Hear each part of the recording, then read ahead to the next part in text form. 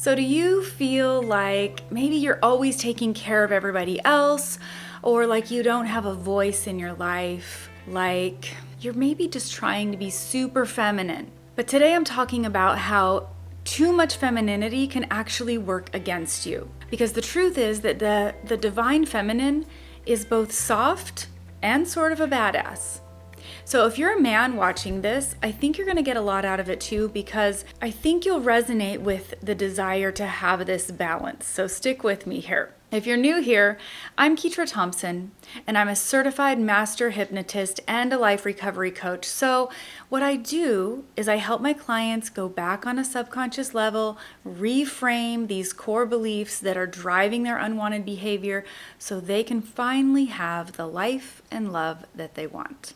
So if you'd like to learn more, check out the link in the description below. You can learn all about it. You can even set up a completely complimentary consultation call so that we can get to the bottom of what's going on with you. I can give you my best recommendations, and at the very least, you can get a lot more clarity about your situation. So you'll want to check that out. And I also would like to remind you to please click like and subscribe so you can be notified every time I post a new video. So we hear a lot about the masculine and feminine right now. And the reality is that we all have both of those qualities in us, and we need both of them.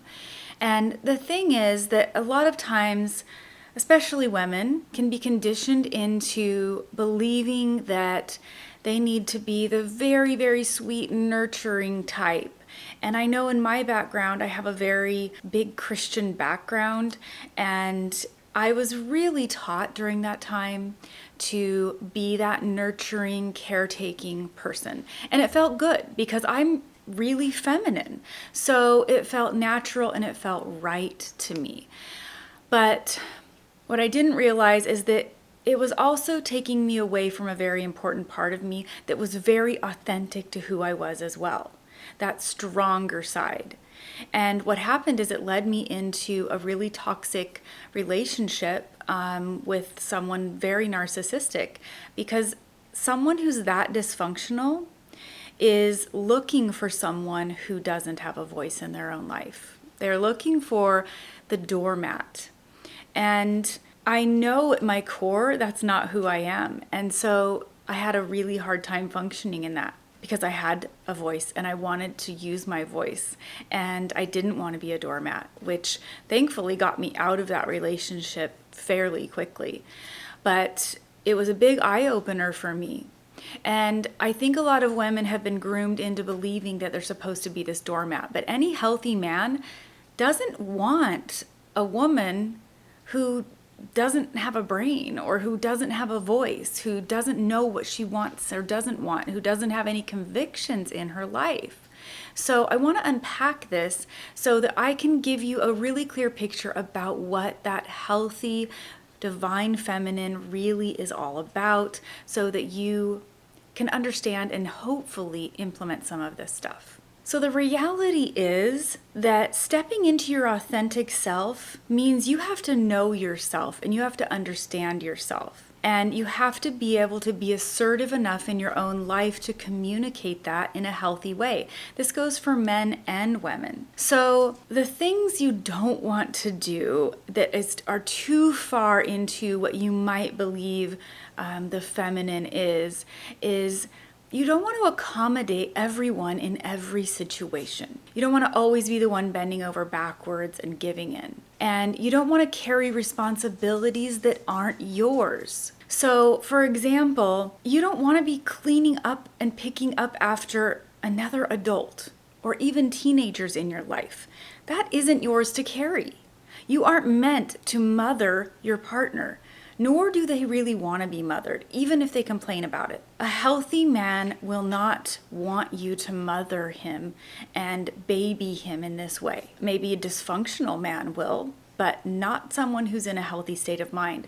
So you want to stop over functioning. You want to stop over explaining. You can be clear and assertive and direct without having to say it over and over and over and re-explain to someone like they're 5 years old until you're just so exhausted. Because at the end of the day, someone who isn't receiving that isn't in a healthy space, and they have no intention of receiving your thoughts and feelings. So take that as a clue that you are doing too much and carrying too much when someone else doesn't have any interest in understanding you. So you don't want to hold back your opinions and your choices. And this is really big. A lot of women fall into this, and I do it sometimes too still, where I'm like, I don't know where I want to go eat. I don't care. And I really believe I don't care. But the problem is we have to start thinking in a different way. We have to start deciding what it is that we want and expressing it. So we don't want to complain without making a request either. That's another big thing. So if you're complaining over and over and not actually making a request for what you would like to see happen, then you're actually not stepping into your assertiveness. And no one really wants that from you. They want clarity. They don't want to play a guessing game, and they don't want to feel worn out from all of the mixed messages of you trying to be soft or not rock the boat or whatever. It's actually more beneficial to you to step into that boldness. And you can do it in a way without losing your softness and your love and your nurturing and your compassion toward the people around you. So the things you do want to do is you want to start having a voice in your own life. You want to start asking yourself, what would I choose if it was just me? If I was going out to a restaurant and it was just me, where would I want to go? And actually voice that. Does it mean everyone should always choose what you always want to do? No. Just like you shouldn't always defer to someone else's choice. What it does mean is you're reclaiming your voice and you're starting to make it clear what you do and what you don't want. And that's a big deal. So starting with those small decisions is a really good first step. So the next thing you can do in your life is to start filling your life with activities that you like, even if your partner doesn't like them. There are things that you want to do, that you like to do. There should be the things that you enjoy doing together, but there should also be the things that are separate. So you have your own life, your own identity. You aren't your partner. You're you. And you need to be able to claim that and build that. Now, none of us stay exactly the same to who we are our whole lives. Like, we shift our interests and we should be growing and changing, but it's honestly up to you to get curious enough to step out and try new things. So maybe everything you try you don't like, but at least you're stepping out and trying it and building a way to fill your life up so much that you're not completely dependent on your partner for everything. That you're not dependent on your partner to be all of your entertainment. You're not dependent on your partner for all of your emotional needs. That you're not dependent on your partner to be that only spark in your life. So it really requires you filling your life up with things you enjoy, people you enjoy, and caring about yourself. This is assertiveness. Not just being this little puppy that follows around your partner and doesn't have a life of your own. That's not attractive. And it's actually not very fulfilling for you. So I want you to start this process by checking in with yourself. Really asking yourself, what do I want? What do I need? What do I desire? What would feel good to me on my perfect day? How do I want to feel?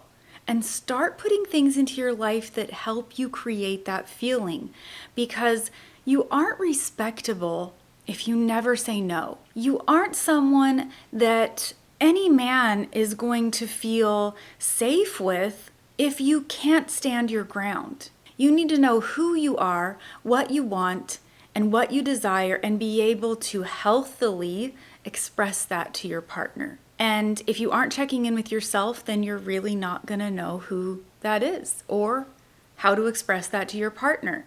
So being assertive doesn't mean losing your femininity. I'm an extremely feminine person. I like to be lovey and touchy and nurturing, but I also have firm, strong opinions. And I know what I like, I know what I want, I know what I don't want. And when I can step into that and express that to the people in my world, not just my partner, now I'm actually being the most authentic version of me. And I want you to give yourself a little bit of empathy and compassion here, because a lot of these things have been programmed into your mind long before you knew what was happening.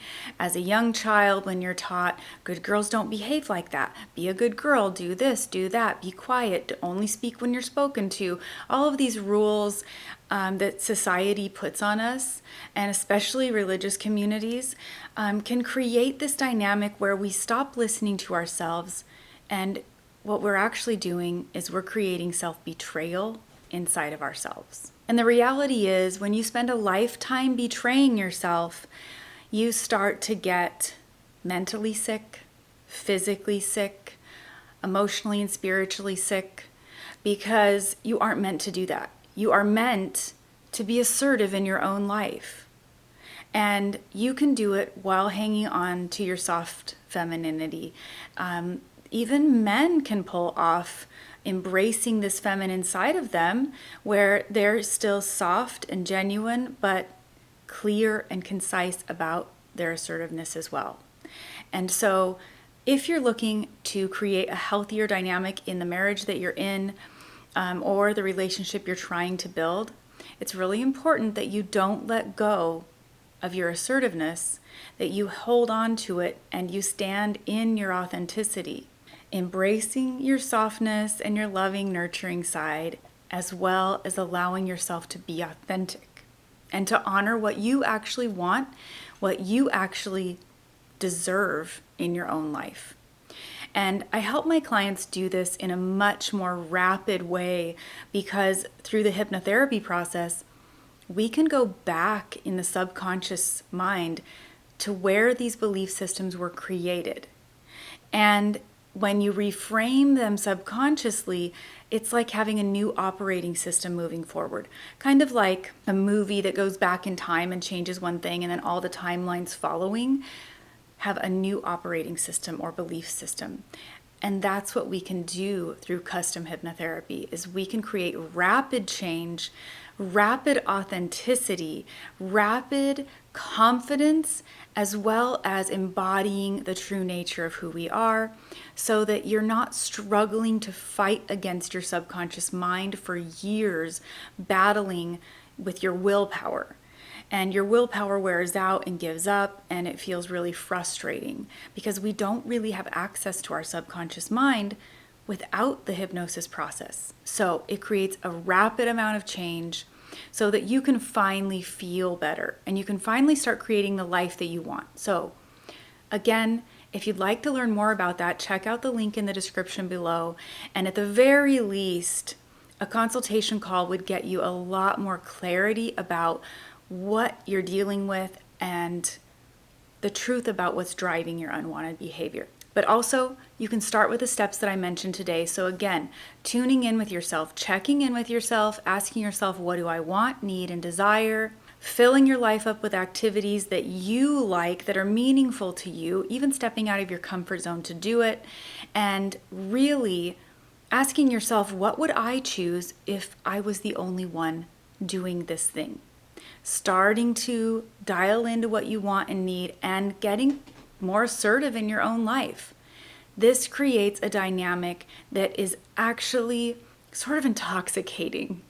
Someone who really knows who they are and what they want and can stand their ground on things that matter to them, and someone who can be soft and nurturing, especially on the things that really don't matter for them, and embracing both sides of themselves.